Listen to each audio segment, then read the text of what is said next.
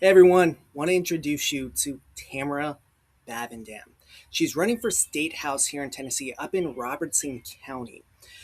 A retired surgeon, Tamara cares about the children of Robertson County, wanting to ensure that they are properly taken care of, that they have a great education, and they get the same access and opportunity to the American dream that her generation did. It was my pleasure to sit with Tamara and discuss how, at the federal level, I can help with, and how I, in fact, have a bill, the Open Door Act, that puts funding into K through 12 schools, gives free public college to any student earning a 2.8 GPA, creates an apprenticeship program by which anyone who doesn't want to go to college but still wants a great career can obtain one.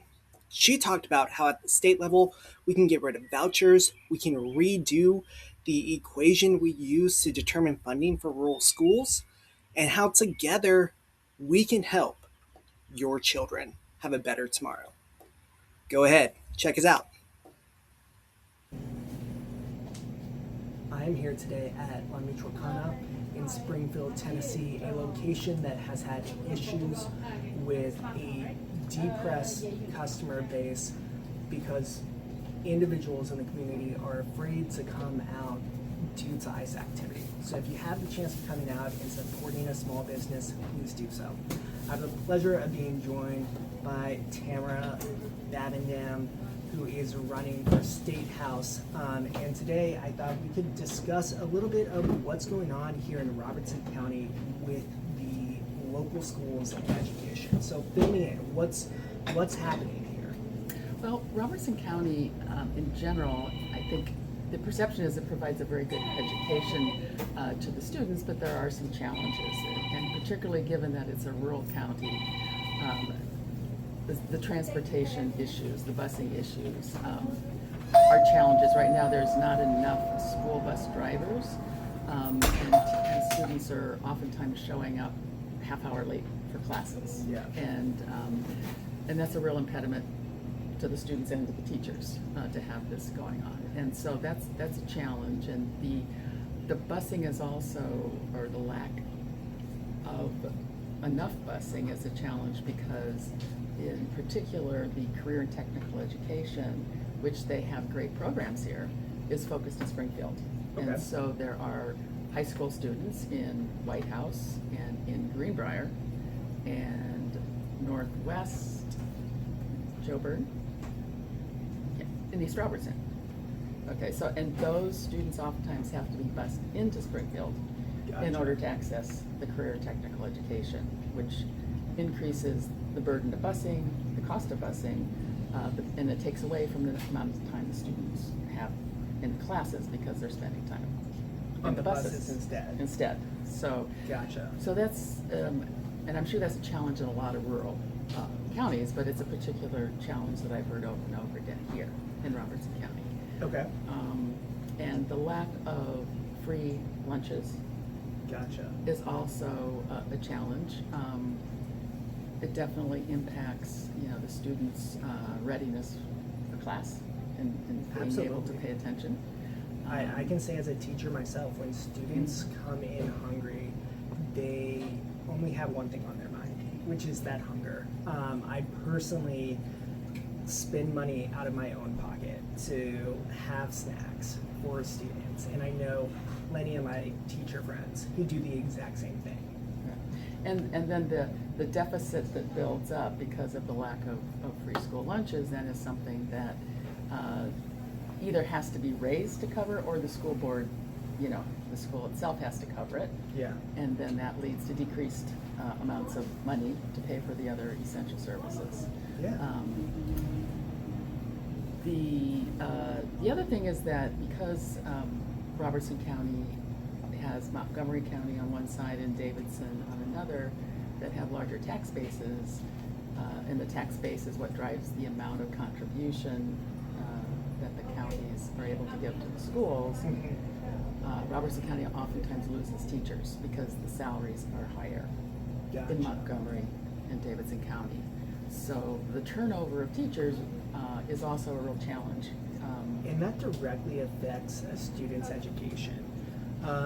Knowing that your teacher could leave halfway through the school year, knowing that the teacher you have hasn't been to this school before, knowing that that teacher hasn't taught that subject before, it impacts students in a way that I think a lot of people don't recognize. One of the other things that comes up a lot here is the lack of a middle school in Springfield.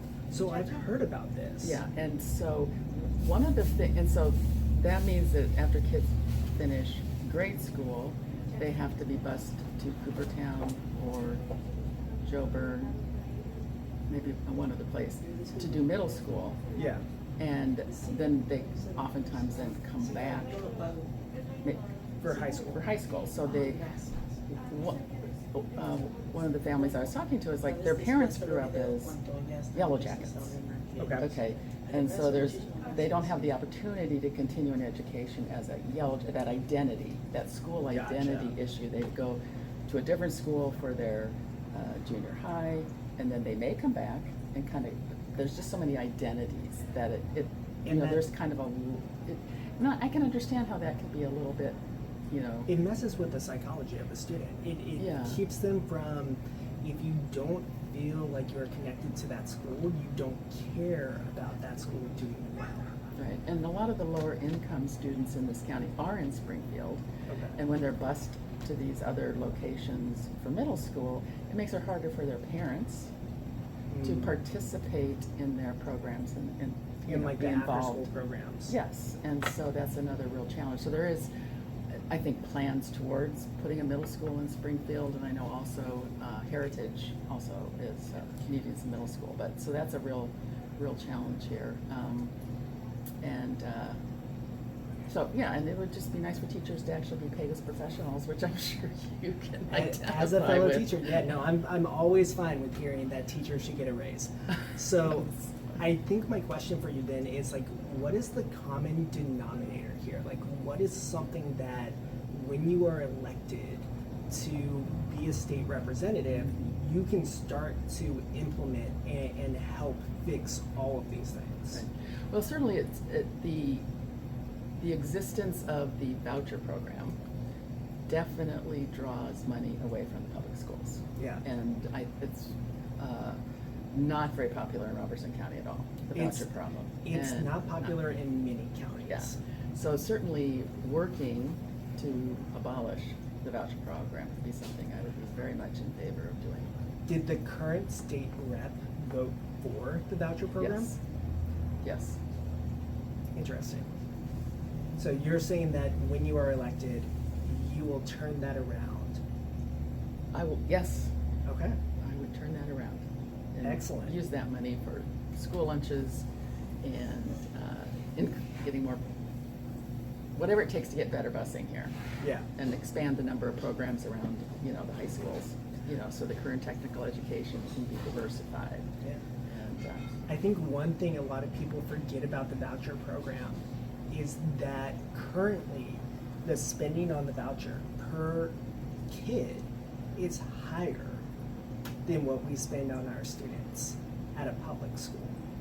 And so by eliminating the voucher program, that actually frees up a lot of money that we can then implement in various different ways, right? That's up to the school board to decide, but it frees it up. It gives them that ability. So eliminating school vouchers. What else? Well, I personally think that there needs to be better, the formula at which schools are, the amount per student is determined, which is TISA, that rural counties should get a higher proportion. That the calculation needs to change because Okay. of the transportation costs associated with it, and the fact that the rural counties have a lower tax base. Yeah. In order to get the county contribution is also then lower Okay. because they don't have as many people paying taxes. No, that makes And so the state, perfect sense. needs to help with that.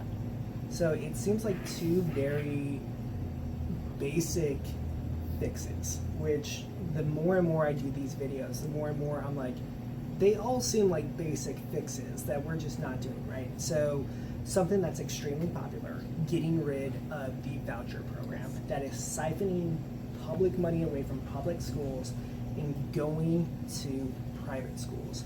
And I want to sit with that for a second, because one of the things that I've heard is that when it comes to Robertson County schools, your TVOS score is not doing so well currently. And that directly impacts how much funding is given to you guys. And I bring that up simply because when we talk about vouchers, we need to recognize the fact that the private schools that these kids are being sent to are not mandated To take the test. to take the test. Yes. So you are dealing with an unfair system in which more money is being given to these private schools for kids to not be tested the same way we do our public school kids, who are not getting anywhere near the amount of per capita funding. Right, and one of the reasons the the TVOS, there's a couple of components to the TVOS. Okay. One is the actual just score on the tests, and the other is the improvement year to year Gotcha. on tests. And Robertson County does well in the improvement category, so they're able to improve their scores. But as far as the actual score itself, it's not up to what the state standard, or that would allow them to get better compensation because of their scores. And they have a lot of Title I schools here, which means they're lower income, coming from lower income homes where they have a less stable environment to perhaps encourage participation, encourage the need for education, or they're English learners, which also then takes more of the teacher time in order to get the students up to speed with the content for the test. And I mean, I'll say anecdotally, like my English language learners that I have in my classrooms, it's not that these kids are not as smart as the other kids. It's literally the fact that they have to sit there and for a solid 10 seconds think to themselves, okay, this is the word in English, let me translate it back to my original language before I can even start to deal with the problem. And when we're talking about the fact that Robertson County is getting improvement year over year, but because that base score is so low, their TVOS record is suppressed. Because of that, it's receiving less state funds and simultaneously is losing funds because of the voucher program. Yes. So you've talked. And it also, that scoring system can discourage young families from wanting to move to Robertson County. Gotcha. And so it affects the growth that Robertson County has, and the fact that as people move into Robertson County, in this case, don't move into Robertson County, that tax base stays suppressed. Right. So it sounds like you've got some great fixes at the state level, right? Repealing the voucher program, changing the formula so that rural communities get more state funding. At the federal level, one of the 12 bills I'm running on, my Open Door Act, is an education/job training bill. It does three things. I'm going to focus primarily on the first one, but I do want to name all three. The first thing it does is that it increases funding for K through 12 schools across the nation. The second thing it does is guarantee free public college, so state schools, for any student maintaining 2.8 GPA.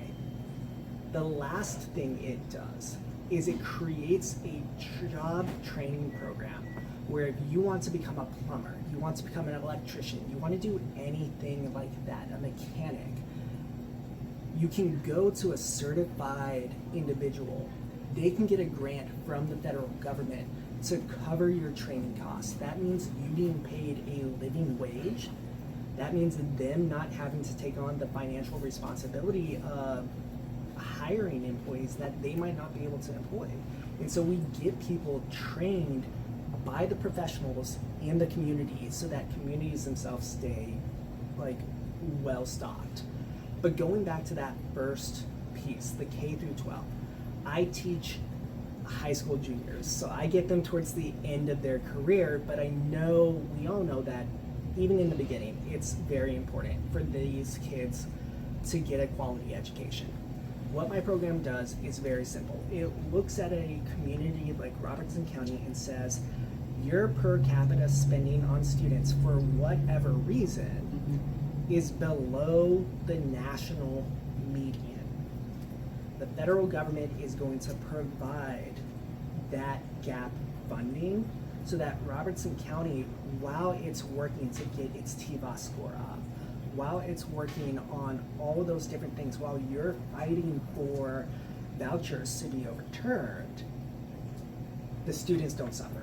Because every year that they receive less funding, it has nothing to do with the teachers, it has nothing to do with the principals, it has nothing to do with the school itself, it has everything to do with the funding.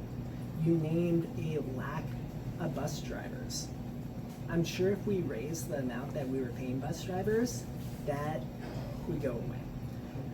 We named that students are being bused into Springfield for CTE. More funding means those schools that they're being bused in from can simply have the CTE itself. Right.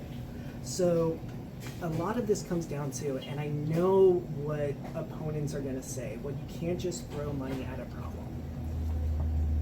But when we're talking about education, when we're talking about our children's future, I see no better thing to spend our money about on. the economic development of your county as well. If Yeah. you don't have solidly educated students coming out of school to support industries that you're trying to attract in, Yeah, or educated people to stay in your community, to open businesses, absolutely. it's bad. It is, right? I love when I hear someone complain about, I went to the store and the grocery clerk couldn't count back my change. But then they'll turn around and be okay with the voucher program. That it's like you are literally taking their education and then being mad that they're not educated. So it sounds like you're on the right track. It sounds like we're on the right track of fixing education, because education is such an investment into the future of Robertson County. That by ensuring that students are well fed, that they have adequate transportation, that they're getting up-to-date technology training, that they don't have to worry anymore of, I don't care about getting good grades and a good GPA because I can't afford college anymore. My bill makes college free for them. And so it seems like a very simple thing that we can boil down to: when you invest in the people, we do better. Would you agree with that? I would absolutely agree with that. Absolutely agree with that. Well, it seems pretty simple. I have a question though. Sure. Would, with your grant to bring Mhm. the school up to median Yes. per capita level, is that something the money would go to the state and then the state has to give it to the school? It or would go that? directly to the Okay. school board. The school board would apply for the grant and they would receive it directly. Because It's I a know great like question. with school lunches Yeah. here, there's been federal money Mhm. that has been available Yes. to help out with the school lunches, and Yeah. the state government doesn't Yeah. allow that to happen, so I would not want to have a program. That isn't actually getting where it needs to. Yeah, you No, know, it's a the good state point. can interfere with that. Yeah. I wouldn't want that. So I highly encourage people, go onto my website, salesforcongress.com. You can follow me on my social media, but check out the sales plan. It's the 12 bills that I'm running on. These are fully funded, they are fully planned out, they are continuously getting better as I work with individuals in the area to make sure that these are bills that support TN7 the best that they can. That's how you can connect with me. How can voters connect with you? My website is Bavendam, numeral 4, Robco, ROBCO.com. And is there anything specific that you need from people right now? Like, are you looking, do you need donations? Do you need volunteers? Do you need, what can people best do for you? Well, certainly money always helps. We're in a situation here in Robertson County because I'm not someone that's lived here for a long period of time. That name recognition is incredibly important, and mailers are probably one of the best ways of doing that, but that's also the most expensive way Yeah. of doing it. And so shortly we will be starting our canvassing efforts, and so yes, absolutely volunteers to help with canvassing, particularly if they're experienced with canvassing before. Yeah. And people that helped out in the Tennessee 7 before. And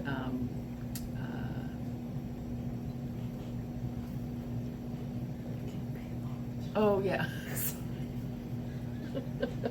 So I'll name when it comes to canvassing, because one of the number one questions I get from people is, well, I don't want to knock on the door of a Republican and get yelled at. When you go out for canvassing, we use a program to ensure that you are going to people you know historically vote Democratic and just need to be educated, proper way of saying that right now, given everything we've talked about, being educated on who's running, why they're running, and energize them to get them Yeah, out. but at our county election in May, Democrats showed up to vote, and there was 0 people to vote for on the ballot. Wow. And so part of just being out there is just to say there There will be people on the ballot to vote for in the primary this time. There'll be me on the and all of the Tennessee 7 candidates and the gubernatorial candidate on the ballot this time. So there's a reason to show up for the primary, and there's a reason to show up for the general this time. There's gonna be people to vote for. So that's what. Yes, we don't need to go to non-Democrat doors because there's plenty of Democrats in this county. Yeah. They just need to feel like there's value in showing up to vote, which people have just been discouraged over time. And Absolutely. feeling like it doesn't matter, anyway, our vote never counts, we don't win anything in this county.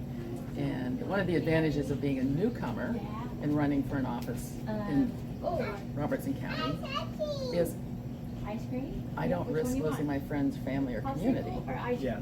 because I really only, since I'm new, I only have friends that I relate to and Yeah. believe like I believe. So I'm risking less, and I totally understand why it's been difficult to have a lot of Democrats on the ticket here, but we have to change that. I mean, there is no way out of this without showing up and running for office and having people vote. Well, it sounds like you've started taking those steps. I know I have as well. Again, you can check out her website, Bavendam, number 4, And then I'll take a cup of Rockco.com. Mine is salesforcongress.com as well. It's warm in Y'all, here. thank you so much Yeah, for I do. being with us. Oh, Throw it in.